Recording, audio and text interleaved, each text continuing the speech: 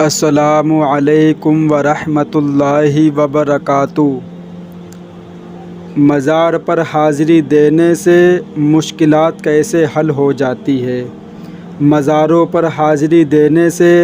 اللہ تعالیٰ مشکل حل کیوں کرتا ہے؟ یہ حقیقت میں ایمان کا امتحان ہے اور گمراہ ہونے والے کی رسی کو ڈھیلا کرنے والی بات ہے۔ اللہ تعالیٰ انہیں سرکشی میں کھلا چھوڑ دیتا ہے اور وہ سرگردہ رہتے ہیں۔ اس کو اگر مثال کے ساتھ سمجھنا ہو تو حضرت خالد بن ولید رضی اللہ تعالیٰ عنہ کا واقعہ بڑی واضح دلیل ہے۔ جب وہ نبی پاک صلی اللہ علیہ وسلم کے حکم سے طائف کے مشہور آستان غزہ کو گرا کر اور اس کے 3 درختوں کو کاٹ کر واپس آئے تو نبی پاک صلی اللہ علیہ وسلم نے فرمایا، اے خالد دوبارہ جاؤ، تم ابھی تک کچھ بھی نہیں کر کے آئے۔ حضرت خالد رضی اللہ تعالیٰ عنہ تلوار لے کر دوبارہ گئے تو آستانے کی جگہ پر حضرت خالد رضی اللہ تعالیٰ عنہ نے برہنہ اور بکھرے ہوئے بالوں والی ایک عورت دیکھی جو اپنے سر پر مٹی ڈال رہی تھی، تو حضرت خالد بن ولید رضی اللہ تعالیٰ عنہ نے تلوار کی ظرف سے اس کے 2 ٹکڑے کر دیے۔ پھر آپ صلی اللہ علیہ وسلم کو آ کر یہ واقعہ بتلایا تو آپ صلی اللہ علیہ وسلم نے فرمایا، یہ عورت شیطان عزی تھی جو لوگوں کی مرادیں پوری کرتی تھی۔ معلوم ہوا کہ مزاروں پر جو کہ لوگ غیر اللہ کو سجدہ کر کے شرک کرتے ہیں، لہٰذا ایسے شرک کے اڈوں پر شیاطین کا ڈیرا رہتا ہے اور آنے جانے والوں کی بعض مرادوں کو پورا کر دیتے ہیں، جس سے ضرورت مند کا عقیدہ پختہ ہو جاتا ہے کہ یہاں پر حاضری کی وجہ سے میرا مسئلہ حل ہوا ہے، جبکہ یہ مسئلہ اس آدمی کے شرک کی وجہ سے شیطان نے حل کیا ہوتا ہے۔ بعض دفعہ شیطان خود بھی کوئی تکلیف پہنچاتا ہے جس کا آدمی ڈاکٹروں سے علاج کرواتا ہے تو کامیاب نہیں ہوتا، پھر درگاہوں پر جا کر شرک کرتا ہے تو شیطان چھوڑ دیتا ہے، جس سے آدمی ہمیشہ کے لیے شرک میں مبتلا ہو جاتا ہے اور اللہ کی طرف سے ہر بیماری کا شفا اور مشکل کے حل ایک وقت مقرر ہوتا ہے۔ مزاروں پر منتیں مانگنے والے یہی سمجھتے ہیں کہ ہمیں شفا اور ہماری مشکلات کا حل مزار پر حاضری دینے یا منت ماننے سے ہوا ہے۔ اس طرح وہ ایک شرک اکبری میں مبتلا ہو جاتے ہیں۔ قارئین کرام، آپ ذرا خود سوچیں، جو مزاروں پر حاضریاں اور منتیں نہیں مانتے، کیا وہ بھوکے سوتے ہیں؟ کیا وہ بے اولاد ہوتے ہیں؟ کیا وہ ہمیشہ بیمار رہتے ہیں یا وہ کبھی شفا نہیں پاتے یا وہ اپنی ضروریات کی زندگی پوری کرنے سے قاصر رہتے ہیں؟ یقیناً سب کچھ انہیں دوسروں کی طرح میسر ہوتا ہے۔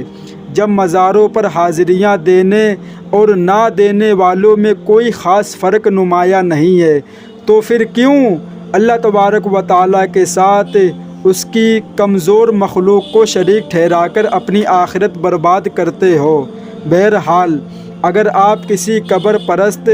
اور قبوری شرک کرنے والے سے کہیں کہ مزاروں پر جا کر مانگنا شرک ہے تو وہ جواب دے گا، جب ہم مزار پر جاتے ہیں اور ٹکٹکی باندھ کر مزار کی طرف دیکھتے ہیں تو ہمارا حاسب مزار سے براہ راست رابطہ ہو جاتا ہے اور ایسے میں ہماری مانگی گئی دعا قبول ہو جاتی ہے۔ ایسے لوگوں سے کہا جائے کہ آپ کے قریب و جوار میں کوئی مندر ہے تو آپ اس مندر میں چلے جائیں اور یہی عمل یعنی ٹکٹکی باندھ کر کسی بھی بت یا دیوی کو دیکھتے رہیں، کچھ ہی دیر میں آپ کا دیوی سے ذہنی رابطہ قائم ہو جائے گا۔ پھر اسی لمحہ کچھ مانگ کر دیکھیں، یقیناً آپ کی مانگ پوری ہوگی۔ اس پر صغیرے میں 1 ارب سے زائد لوگ مندروں میں مانگتے ہیں، اس کی مرادیں بھی پوری ہوتی ہیں، اگر نہیں ہوتی تو آج وہاں کوئی نہیں جاتا، آپ بھی جا کر اور مانگ کر دیکھیے۔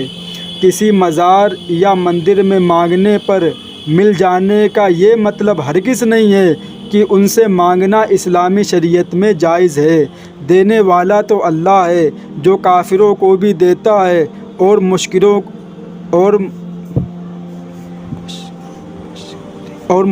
کو بھی۔ اگر وہ کافروں اور مشرکوں کو ان کے کفریہ و شرکیہ اعمال کی بدولت دینا بند کر دے تو دوسرے ہی دن سارے مشرک و کافر مسلمان ہو جائیں گے، لیکن پھر یہ امتحان نہ ہوگا، یہ دنیا دارالامتحان ہے۔ حضرت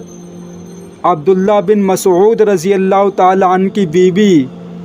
زیبہ کی آنکھ میں درد سیدہ زینب کی آنکھ میں درد ہوتا تھا تو وہ ایک یہودی سے دم کرواتی تو تندرست ہو جاتی۔ حضرت عبداللہ رضی اللہ تعالیٰ عنہ کو پتہ چلا تو انہوں نے فرمایا یہ شیطان کی کارسانی ہے، یہ جب تو یہودی سے دم کرواتی ہے تو وہ آنکھ کو تکلیف نہیں پہنچاتا، جب تو دم کروانا چھوڑ دیتی ہے جب وہ آنکھ کو چھوڑ کر درد پیدا کر دیتا ہے، لہٰذا یہودی سے دم کروانے کے بجائے تو مسنون دم کرو۔ غور طلب بات یہ ہے کہ جب ایک صحابہ کو شیطان کی طرف سے تکلیف پہنچ سکتی ہے تو یہودی سے دم کرانے سے آرام آ سکتا ہے، حالانکہ ان کا ایمان بڑا مضبوط تھا جو آج شیطان آرام سے تو نہیں بیٹھ سکتا، وہ لوگوں کو گمراہ کرنے میں لگا ہوا ہے۔ لہٰذا جو مسلمان شرک کی اقتدا کر کے یہ سمجھتے ہیں کہ فلاں زیارت یا فلاں منت سے شفا یا مشکل حل ہوئی ہے تو انہیں سچی توبہ کر کے اپنے عقیدے کی اصلاح کر لینی چاہیے، کہیں ایسا نہ ہو کہ چھوٹی سی مشکل حل کروانے کی خاطر آپ اپنے ایمان سے ہاتھ دھو بیٹھیں۔ کسی جگہ سے مراد کا پورا ہو جانا یا اس کے مقصد یا بابرکت ہونے کی دلیل نہیں۔ کتنے لوگ ہیں جو اپنے مخالفین پر جادو کر کے انہیں نقصان پہنچاتے ہیں اور اپنا مقصد حل کرنے میں کامیاب ہو جاتے ہیں، تو کیا یہ جادو مقصد عمل کہلائے گا؟ بے شک جادو سے کوئی مشکل حل ہو جائے یا مراد پوری ہو جائے، پھر بھی اسے سیکھنا، سکھانا، کروانا بہت بڑا گناہ کبیرہ ہے۔ لوگوں کے حسن ظن، اعتماد دیا عمل سے کوئی حرام، حلال، کفر ایمان نہیں بن سکتا اور بہت سارے لوگ جو کہ عقیدے کی اہمیت سے ناواقف ہیں، جو توحید اور شرک سے تمیز کرنے سے ناقص ہیں، لہٰذا ان کے یہاں اللہ تعالیٰ سے مانگنا یا غیر اللہ سے مانگنا برابر ہے، بلکہ غیر اللہ سے ان کی واسطی اللہ تعالیٰ سے بھی زیادہ ہوتی ہے۔ عوام الناس جس قدر کثیر تعداد میں کسب فیض یا مشکلات کے حل کے لیے مزاروں پر حاضری دیتے ہیں، اتنے بڑے مسئلے کی دلیل تو قرآن مجید میں واضح الفاظ میں ہونی چاہیے تھی، مگر پورے قرآن میں کوئی ایک آیت بھی قبروں کے کسب فیض کے متعلق نہیں دکھائی جا سکتی، تو پھر اس کا خامس کیا ہے؟ دعا ہے کہ اللہ سبحانہ و تعالی ہمیں شرک و بدعت سے بچا کر دین کو صحیح طریقے سمجھنے کی، پھر اس پہ عمل کرنے کی توفیق عطا فرمائے۔